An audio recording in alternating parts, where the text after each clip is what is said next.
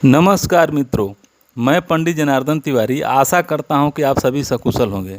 मिथुन राशि फल सितंबर 2025 के माध्यम से हम जानेंगे कि सितंबर का महीना मिथुन राशि वालों के स्वास्थ्य, शिक्षा, व्यापार, व्यवसाय, नौकरी, आर्थिक पक्ष, प्रेम विवाह, वैवाहिक जीवन, घर गृहस्थी व भूमि भवन वाहन आदि के लिए कैसा रहने वाला है।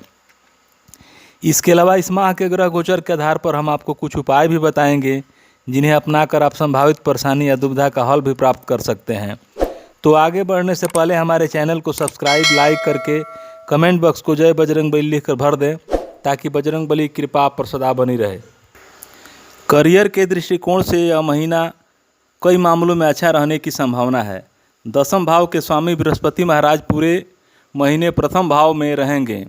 दसम भाव में पूरे महीने शनि महाराज विराजमान रहेंगे जो आपसे लगातार मेहनत करवाते रहेंगे। आपको बहुत ज़्यादा मेहनत करनी होगी जिससे कार्य क्षेत्र में अच्छी सफलता प्राप्ति के योग बनेंगे। लेकिन महीने के शुरुआत में चतुर्थ भाव में बैठे मंगल की दृष्टि भी दसम भाव और शनिदेव पर होने के कारण कार्य क्षेत्र में किसी से कहा सुनी या विवाद की स्थिति भी बन सकती है। इसलिए आपको थोड़ी सावधानी रखने की आवश्यकता पड़ेगी। यदि आप इन चीज़ों को संभालते हैं तो आपको अच्छा काम करने में सफलता मिलेगी। यदि आप इंजीनियरिंग क्षेत्र से जुड़े हैं तो आपके लिए यह महीना कुछ कर दिखाने का होगा और आपको कामयाबी मिलेगी। यदि आपकी आर्थिक स्थिति को देखा जाए तो आपके लिए महीना कई मामलों में अनुकूल दिखाई दे रहा है।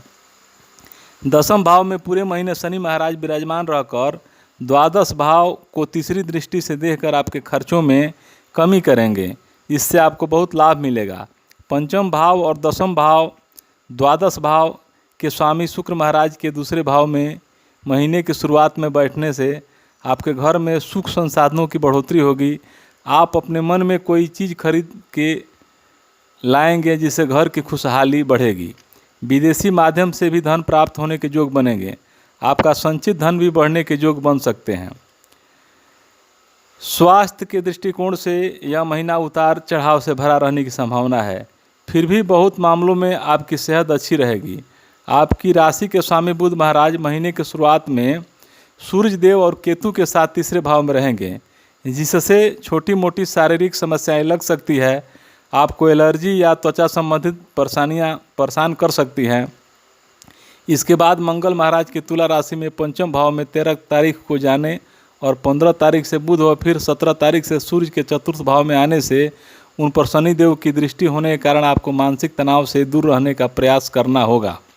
इसके अतिरिक्त पेट में और त्वचा जनित समस्याएं आपको परेशान कर सकती हैं। यदि आप किसी प्रेम संबंध में हैं तो आपके लिए महीने की शुरुआत बेहद अनुकूल रहेगी।